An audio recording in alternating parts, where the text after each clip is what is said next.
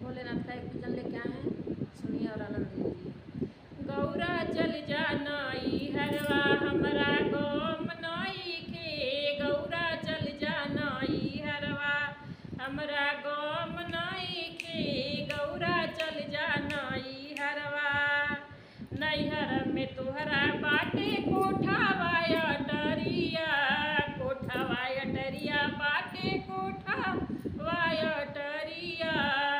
हमरा टूटही मड़ैया ओसे काम नाई के, हमरा टूटही मड़ैया ओसे काम नाई के, गौरा चल जा नाई हरवा हमरा काम नाई के, गौरा चल जा नाई हरवा हमरा काम नाई के, गौरा चल जा नाई हरवा।